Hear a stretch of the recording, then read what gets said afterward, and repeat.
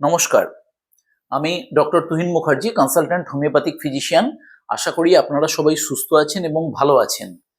আজকে আপনাদের সাথে আমি আরো একটি গুরুত্বপূর্ণ বিষয়ে কিছু তথ্য শেয়ার করি, যেটা আমাদের দৈনন্দিন জীবনের সুস্থতার সঙ্গে ওতপ্রোতভাবে জড়িত। মূল বিষয়ে প্রবেশ করার আগে আমি আজকে আপনাদেরকে কিছু প্রশ্ন করতে চাই।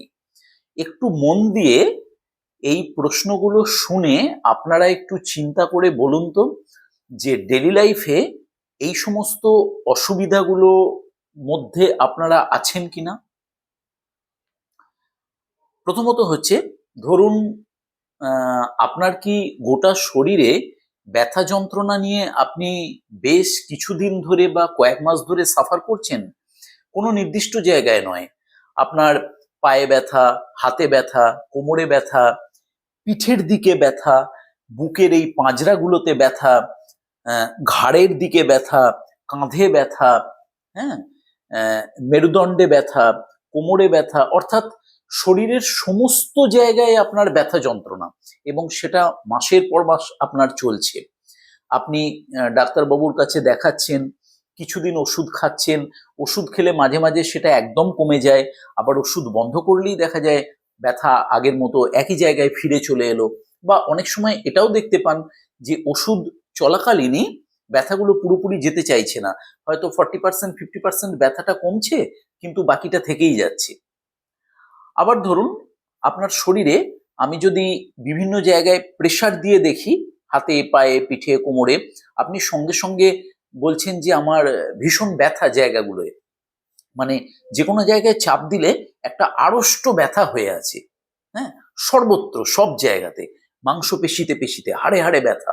হ্যাঁ, আবার ধরুন এরকম সমস্যা কি আপনার আছে যে হঠাৎ করে আপনার যেখানে সেখানে মাসল ক্র্যাম্প হয়ে যাচ্ছে, আপনি শুয়ে আছেন, বসে আছেন, বা কোনো কাজ করছেন, হঠাৎ করে পায়ের মাসলে একটা ক্র্যাম্প ধরে গেল, হঠাৎ করে কাঁধে বা পিঠের দিকে, বুকের দিকে একটা মাসলে এমন একটা খিঁচ ধরে গেল, যার জন্য আপনার হঠাৎ করে ভীষণ ব্যথা লাগলো, ভীষণ একটা কষ্টকর পরিস্থিতি হলো, যে ব্যথাটা আপনার চট করে চলেও যাচ্ছে না, অনেক দেরি হচ্ছে। এইরকম ভাবে শরীরের যেখানে সেখানে মাসেলের স্প্যাজম হয়ে যাচ্ছে, ক্র্যাম্প হয়ে যাচ্ছে, এবং সেটা আপনার মাঝে মাঝেই হয়, যেটাতে আপনি ভীষণ রকম কষ্ট পান। বা ধরুন আপনি ওঠা বসা করতে গিয়ে ভীষণ কষ্ট পাচ্ছেন, মেঝেতে বসে আছেন বেশ কিছুক্ষণ, তারপরে উঠতে গিয়ে আপনার পুরো কোমর ধরে যাচ্ছে, পিঠ ধরে যাচ্ছে, আড়ষ্ট হয়ে যাচ্ছে, চেয়ারে বসে উঠতে গেলে ভীষণ কষ্ট হচ্ছে, মানে ওঠা বসাটাই আপনার কাছে দৈনন্দিন জীবনে একটা ভীষণ কষ্টকর ব্যাপার। সিঁড়ি দিয়ে ওঠানামা করতে গেলে আপনাকে খুব ধীরে ধীরে উঠতে হয়, নামতে হয়। বা ধরুন আপনি হাঁটাচলা করতে গিয়ে মাঝে মাঝে দেখছেন একটু ডিসব্যালেন্স হয়ে যাচ্ছে, মানে যেখানে আপনি স্টেপটা ফেলতে চাইছেন সেখানে পড়ছে না, এদিক ওদিক হয়ে যাচ্ছে। সব সময় নয়, কিন্তু কখনো কখনো এরকম হচ্ছে। বা ধরুন আপনি হাঁটাচলা করতে গিয়ে মাঝে মাঝে পায়ের তলায় দেখছেন কেমন যেন একটা পিন ফোটানোর মতো সেন্সেশন, কখনো কখনো বুঝতে পারেন, বেশ অস্বস্তিকর। আহ, এরকম সমস্যা কি আপনার কখনো হচ্ছে? বা ধরুন আহ, হঠাৎ করে আপনার বেশ কিছুদিন ধরে ভীষণ ক্লান্তি বোধ বা টায়ার্ডনেস ফিল করছেন, কোনো কাজেই আপনি প্রপারলি এনার্জি পাচ্ছেন না। বা ধরুন এরকম কি আপনার হচ্ছে যে বেশ কিছুদিন ধরে আপনি খুব ডিপ্রেশনের মধ্যে চলে যাচ্ছেন, সবকিছুতেই একটা হতাশা, মনের মধ্যে কোনো স্ফূর্তি নেই, হুম, কারণে অকারণে আপনি ইরিটেটেড হয়ে যাচ্ছেন, কথা বলতে গেলে আপনার কারোর সঙ্গে বিরক্ত লাগছে, আপনার নিজের যে ভালো লাগার কাজগুলো সেগুলোতেও আপনি কোনো রকম কোনো উৎসাহ পাচ্ছেন না, সর্বত্রই যেন একটা হতাশা ভাব, বিরক্তি ভাব এইরকম আপনাকে গ্রাস করছে। বা ধরুন আপনার হাঁটাচলা করতে গেলে আপনি সোজা হয়ে হাঁটতে পারছেন না, একটু ঝুঁকে হাঁটতে হচ্ছে, মেরুদণ্ডটা বা শিরদাঁড়া বা পিঠের দিকে এমন একটা আড়ষ্ট ভাব, মানে স্টুপিং পজিশন, সোজা হয়ে আপনি কখনোই হাঁটতে পারছেন না। বা আপনার কোনো স্পাইনাল ডিফর্মিটি এসে গেছে, মেরুদণ্ডের হাড় ডান দিকে, বাঁ দিকে, সামনে পেছনে কোনো দিকে একটা হালকা বেঁকে গেছে, যার ফলে আপনি হাঁটতে পারছেন না প্রপারলি বা বসতে পারছেন না, আপনার চলাফেরাটাই একটা সমস্যাজনক অবস্থায় দেখা দিয়েছে।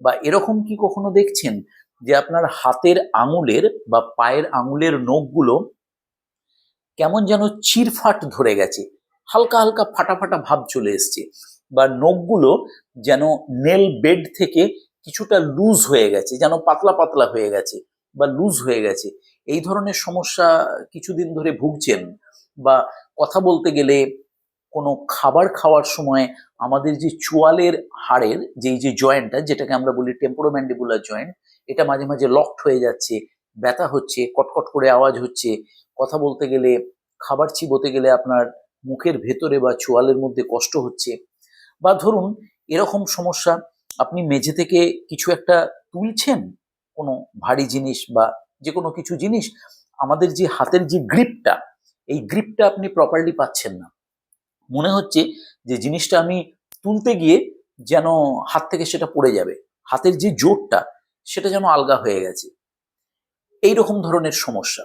বা ধরুন আপনার কোথাও একটা হালকা কোনো ধাক্কা লেগে গেল শরীরে, খুব, যেটাকে আমরা বলতে পারি লাইট ইনজুরি, হালকা ধাক্কা, সেই হালকা আঘাতেই আপনার কোনো একটা জায়গার হাড় ভেঙে গেল, বোন ফ্র্যাকচার হয়ে গেল, হুম, এইরকম সমস্যা। এই যতগুলো প্রবলেমের কথা আপনাকে বললাম, আহ, এই সমস্যাগুলোর উত্তর যদি আপনি আমাকে হ্যাঁ দেন, তাহলে কিন্তু অত্যন্ত সাবধান। কেন? সেই বিষয়টা নিয়ে আজকে আমার এই আলোচনা। এই যতগুলো সমস্যার কথা বললাম, এই সমস্যাগুলো আপনার এক বা একাধিক যাই থাকুক না কেন, তার পেছনে কিন্তু প্রধান কারণ একটাই হতে পারে, এবং আমরা আমাদের ক্লিনিকে দেখতে পাচ্ছি প্রতি 10 জন মানুষের মধ্যে, মানে 10 জন মানুষ আমাকে যদি এই সমস্যাগুলোর কথা বলেন এক বা একাধিক, তাদের মধ্যে 8 জনেরই, অর্থাৎ 10-এর মধ্যে 8, অর্থাৎ 80% পিপলেরই এই সমস্যাগুলোর পেছনে একটাই মাত্র কারণ ধরা পড়ছে, সেটা হচ্ছে আমাদের শরীরে ভিটামিন ডি এর ডেফিসিয়েন্সি। আপনারা প্রত্যেকেই সতর্ক হয়ে যান এই ব্যাপারটা নিয়ে। ভিটামিন ডি ডেফিসিয়েন্সি বর্তমানে একটা গ্লোবাল পাবলিক হেলথ ইস্যু হয়ে দেখা দিয়েছে। আপনাদেরকে দু একটা স্ট্যাটিস্টিক্যাল ডেটা দিই, তাহলে পুরো ব্যাপারটা বুঝতে পারবেন। বর্তমানে এমন পরিস্থিতি দাঁড়িয়েছে যে সারা পৃথিবীতে অ্যাপ্রক্সিমেটলি 1 বিলিয়ন পিপল এই ভিটামিন ডি ডেফিসিয়েন্সিতে সাফার করছেন, যার মধ্যে মিডল ইস্ট এশিয়া এবং সাউথ ইস্ট এশিয়ার কান্ট্রিগুলোতে এই ব্যাপারটা অস্বাভাবিক আকার ধারণ করেছে, মানে এখানে concentration of vitamin D deficiency people maximum.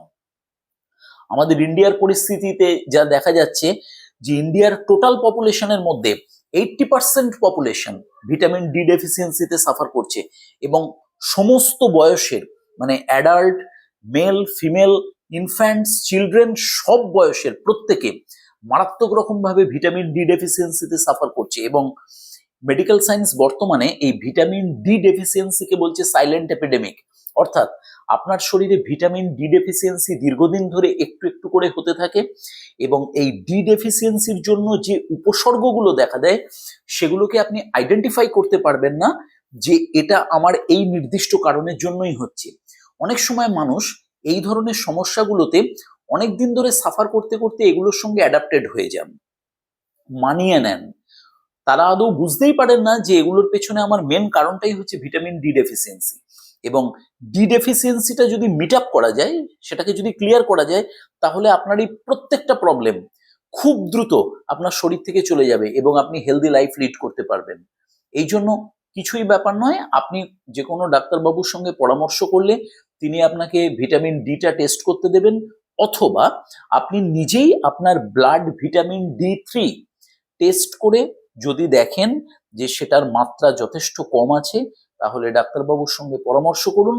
ডাক্তারবাবু আপনাকে সেই ভিটামিন ডি ডেফিসিয়েন্সিটাকে মিট আপ করার জন্য যা সাপ্লিমেন্ট দেওয়ার সেটা দেবেন, যেটা আপনাকে ডায়েটারি অ্যাডভাইস দেওয়ার সেটা দেবেন, এবং সেগুলো ধীরে ধীরে মিট আপ হয়ে গেলেই আপনার ভিটামিন ডি ডেফিসিয়েন্সি বডিতে যখনই মিট আপ হবে, আপনার সমস্ত প্রবলেমগুলো গ্র্যাজুয়ালি চলে যাবে।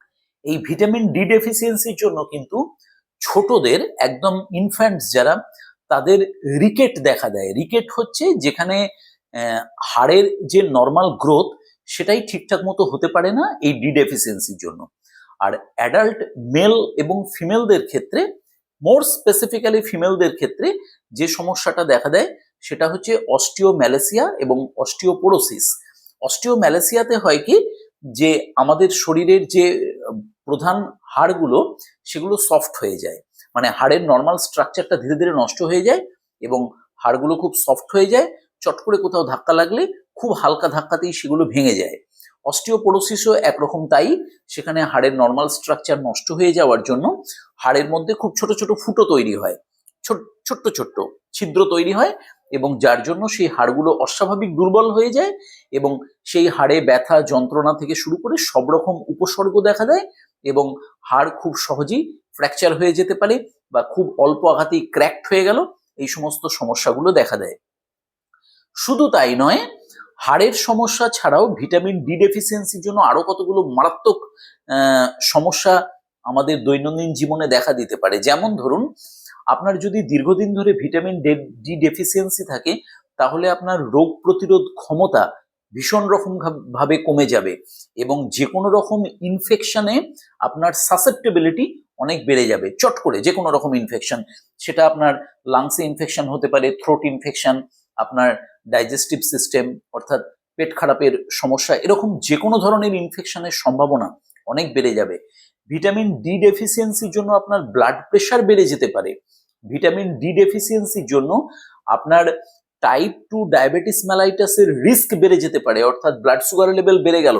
আবার ভিটামিন ডি ডেফিসিয়েন্সির জন্য আপনার দীর্ঘদিন এটা থাকলে আপনার মেন্টাল ডিপ্রেশন, মেন্টাল উইকনেস, ঘন ঘন মুড সুইং, এই সমস্যাগুলো আসতে পারে, যেগুলো আমি একটু আগেই বললাম। আর একটা গুরুত্বপূর্ণ ব্যাপার শুনে রাখুন, পুরুষদের ক্ষেত্রে প্রোস্টেট ক্যান্সার, মহিলাদের ক্ষেত্রে ব্রেস্ট ক্যান্সার এবং পুরুষ এবং মহিলা উভয় ক্ষেত্রেই রেকটাল ক্যান্সারের পসিবিলিটি বা সম্ভাবনা অনেক বেড়ে যেতে পারে যদি আপনি ক্রনিক ভিটামিন ডি ডেফিসিয়েন্সিতে সাফার করেন। সুতরাং ভিটামিন ডি ডেফিসিয়েন্সিকে একেবারেই নেগলেক্ট করা যাবে না। আচ্ছা, এই প্রসঙ্গে দুটো কথা বলি, সেটা হচ্ছে ভিটামিন ডি আমাদের শরীরে কতটা দরকার। দেখুন, একজন অ্যাডাল্ট পার্সনের ক্ষেত্রে ডেলি অর্থাৎ 24 ঘন্টায় 600 থেকে 800 ইন্টারন্যাশনাল ইউনিট অর্থাৎ 15 থেকে 20 মাইক্রোগ্রাম ভিটামিন ডি প্রত্যেক দিনের জন্য দরকার। আচ্ছা, ইনফ্যান্টসদের ক্ষেত্রে 400 ইন্টারন্যাশনাল ইউনিট বা 10 মাইক্রোগ্রাম ভিটামিন ডি প্রত্যেক দিন দরকার। আর সিনিয়র সিটিজেন, মেনলি যাদের বয়স ধরুন 70, অ্যারাউন্ড 70 বা 70-র বেশি, তাদের কিন্তু ডেলি লাইফে প্রত্যেক দিন 800 ইন্টারন্যাশনাল ইউনিট থেকে 1000 ইন্টারন্যাশনাল ইউনিট ভিটামিন ডি শরীরে প্রত্যেক দিন দরকার। এর কমে যদি ভিটামিন ডি আপনার শরীরে যায় তাহলেই সেখানে প্রথমে ডি ইনসাফিসিয়েন্সি এবং ডি ডেফিসিয়েন্সি দেখা দেবে। আচ্ছা, এইবারে আপনাদেরকে একটা কথা বলি, সেটা হচ্ছে যে এই ভিটামিন ডি ডেফিসিয়েন্সিটা হলে আমাদের সমস্যাটা মেনলি কোথা থেকে আসে। দেখুন, ভিটামিন ডি এর প্রধান কাজ হচ্ছে, আমরা যত রকম খাবার দাবার সারাদিনে খাচ্ছি, মানে প্ল্যান্ট বেসড খাবার বা অ্যানিম্যাল বেসড খাবার, ভেজ এবং নন ভেজ, সেখান থেকে যে আমাদের ক্যালসিয়ামটা শরীরের মধ্যে ঢুকছে, এই ক্যালসিয়ামটাকে প্রপারলি অ্যাবজর্ব করতে হেল্প করে ভিটামিন ডি। আপনি যদি ভিটামিন ডি ডেফিসিয়েন্সিতে দীর্ঘদিন ধরে সাফার করেন তাহলে খাবার দাবার থেকে আপনার শরীরে যে ক্যালসিয়ামটা ঢুকছে সেটা প্রপারলি আপনার ইন্টেস্টিনাল অ্যাবজর্পশন হবে না, ফলে আপনার ক্যালসিয়াম লেভেল ব্লাডে কমতে থাকবে এবং তখন সেই ক্যালসিয়ামটা আপনার প্রপারলি বোন বা জয়েন্টস এর মধ্যে, হাড়ের মধ্যে ঢুকতে পারবে না এবং ধীরে ধীরে হাড় দুর্বল হতে থাকবে, কারণ আমরা প্রত্যেকেই জানি যে হাড়ের প্রধান উপাদান হচ্ছে ক্যালসিয়াম। সুতরাং ভিটামিন ডি ডেফিসিয়েন্সিটা এইখানেই হচ্ছে গুরুত্বটা। ভিটামিন ডি ডেফিসিয়েন্সি যদি আপনি সাফার করতে থাকেন তাহলে অটোমেটিক্যালি আপনার ব্লাড ক্যালসিয়াম লেভেল কমে যাবে এবং তার ফলে আপনার শরীরের সমস্ত বোনস উইক হয়ে যাবে, আপনার মাসলস উইক হয়ে যাবে এবং ক্যালসিয়াম লেভেল কমার জন্য ডিরেক্টলি এবং ইনডিরেক্টলি আপনার বডির সবকটা সিস্টেম এফেক্টেড হবে এবং আপনি ডেলি লাইফে বিভিন্ন রকম সমস্যায় সাফার করতে থাকবেন, যেগুলো আমি একটু আগেই বললাম। এবারে ভিটামিন ডি ডেফিসিয়েন্সিটাকে আমরা কিভাবে মিট আপ করতে পারি সেই প্রসঙ্গে আমরা কয়েকটা কথা বলে নিই এখানে। দেখুন, ভিটামিন ডি কিন্তু আমাদের শরীর তৈরি করতে পারে। সূর্যরশ্মি বা সানলাইট সরাসরি যদি আমাদের চামড়াতে বা স্কিনের ওপর পড়ে তাহলে ভিটামিন ডি তৈরি হয়। আপনাকে প্রত্যেক দিন নিয়ম করে 10 থেকে 15 মিনিট হয় সকালের দিকে অথবা বিকেলের দিকে সূর্যের আলো গায়ে লাগাতে হবে, মানে স্কিনের ওপরে। তার ফলে কি হবে, স্কিনেতে প্রপারলি ভিটামিন ডিটা তৈরি হবে। আচ্ছা, ভিটামিন ডি আমরা বেশ কিছু খাবার দাবার থেকে পাই। তার মধ্যে ভেজিটেবলস খাবার এবং নন ভেজ খাবার, অ্যানিম্যাল বেসড প্রোডাক্ট দুটোই আছে। অ্যানিম্যাল বেসড যেগুলো প্রোডাক্ট অর্থাৎ প্রাণীজ খাবার, তাদের মধ্যে কিছু সামুদ্রিক মাছ আছে বা ফ্যাটি ফিশ আছে বা সি ফুড আছে, যেখানে কিন্তু ভিটামিন ডি যথেষ্ট পরিমাণে পাওয়া যায়। যেমন ধরুন salmon, trout, mackerel, sardines, tuna, herring, এই ধরনের অনেক রকম সামুদ্রিক মাছ আছে যেখান থেকে আমরা পর্যাপ্ত পরিমাণ ভিটামিন ডি পেতে পারি। যদিও এই মাছগুলো আমাদের মার্কেটে অ্যাভেলেবেল হয় না, যেখানে আপনারা পাবেন সেখানে এগুলোকে খাবার চেষ্টা করবেন। তারপর ধরুন কড লিভার অয়েল, তার মধ্যে ভিটামিন ডি প্রচুর পরিমাণে থাকে, ডিমের কুসুমের মধ্যে থাকে এবং যে কোনো ধরনের মাংসের মধ্যে ভিটামিন ডি অল্প বিস্তর থাকে। তাছাড়া ধরুন ফর্টিফাইড ডেয়ারি প্রোডাক্টস যেগুলো, যেমন দুধ, ইয়োগার্ট, চিজ, যার মধ্যে অধিকাংশ সময় ভিটামিন ডি ইনকর্পোরেট করা থাকে, সেই সমস্ত জায়গাগুলো থেকে আপনি ভিটামিন ডি পেতে পারেন। প্ল্যান্ট প্রোডাক্ট বা ভেজিটেবল প্রোডাক্টের মধ্যে খুব গুরুত্বপূর্ণ হচ্ছে মাশরুম, যার মধ্যে ভিটামিন ডি যথেষ্ট পরিমাণে থাকে। আর কিছু প্ল্যান্ট বেসড মিল্ক আছে, যেমন ধরুন সয়াবিনের দুধ, আমন্ডের দুধ, ওট মিল্ক, এই জিনিসগুলোর মধ্যে ভিটামিন ডি ফর্টিফাইড থাকে, যেখান থেকে আপনি ভিটামিন ডি পেতে পারেন। তারপর ধরুন ফর্টিফাইড অর্গ্যানিক জুস, হ্যাঁ, সেই ধরনের বিভিন্ন রকম জুসের মধ্যে অনেক সময় ভিটামিন ডি মেশানো থাকে। আবার ফর্টিফাইড সিরিয়ালস বা দানাশস্য, তার মধ্যেও যথেষ্ট পরিমাণে ভিটামিন ডি থাকে। এইগুলো হলো প্রাণীজ খাবার এবং উদ্ভিজ্জ খাবার, যেখান থেকে আপনি কম বেশি ভিটামিন ডি পেতে পারেন। এইবারে ধরুন আপনার ভিটামিন ডি ডেফিসিয়েন্সিতে আপনি সাফার করছেন এবং সেটা ভিটামিন ডি এর যে নর্মাল লেভেল তার থেকে বেশ কিছুটা কম আছে। আমরা সেক্ষেত্রে দেখতে পাই যে এই খাবার দাবারের মাধ্যমে কিন্তু আপনার শরীরে বা আপনার ব্লাডের মধ্যে ভিটামিন ডি এর স্বাভাবিক মাত্রা কখনোই আসবে না। সেক্ষেত্রে একটাই উপায়, সেটা হচ্ছে আপনাকে ভিটামিন ডি সাপ্লিমেন্ট খেতে হবে। এবারে যদি আপনার ভিটামিন ডি লেভেল বর্ডার লাইনে থাকে বা খুব সামান্য কম থাকে, সেক্ষেত্রে আপনি এই খাবার দাবারগুলোর মাধ্যমে ভিটামিন ডি লেভেলটাকে আপনি স্বাভাবিক জায়গাতে নিয়ে যেতে পারেন। কিন্তু ভিটামিন ডি যদি আপনার রক্তে যথেষ্ট পরিমাণে কম থাকে, সেক্ষেত্রে কিন্তু আপনাকে নিশ্চিতভাবে সাপ্লিমেন্ট খেতে হবে। সেক্ষেত্রে ডাক্তারবাবুর সঙ্গে আপনাকে পরামর্শ করতে হবে। ডাক্তারবাবু আপনার ভিটামিন ডি লেভেলটাকে দেখে নিয়ে আপনার প্রপার যে সাপ্লিমেন্টটা দরকার সেটা আপনাকে প্রেসক্রাইব করে দেবেন, এবং তার সাথে আপনি যে সমস্ত খাবার দাবারের কথা বললাম সেগুলো ঘুরিয়ে ফিরিয়ে খাওয়ার চেষ্টা করবেন। এই ভিটামিন ডি ডেফিসিয়েন্সিটা আপনার প্রপারলি মিট আপ হয়ে গেলে আপনি দেখবেন যে আপনার এই যে সমস্ত সমস্যাগুলো, যেগুলো আমি আপনাকে প্রথমেই প্রশ্ন করলাম, এগুলো কমপ্লিটলি আপনার শরীর থেকে ধীরে ধীরে বেশ কিছুটা সময় নিয়ে একদম ক্লিয়ার হয়ে যাবে এবং আপনি দৈনন্দিন জীবনে হেলদি লাইফ লিড করতে পারবেন। ভিটামিন ডি নিজেদের শরীরে প্রয়োজন হলে বছরে একবার করে চেক করুন। ডি ডেফিসিয়েন্সি থাকলে সেটাকে মিট আপ করুন এবং দৈনন্দিন জীবনে সুস্থ থাকুন, ভালো থাকুন। নমস্কার।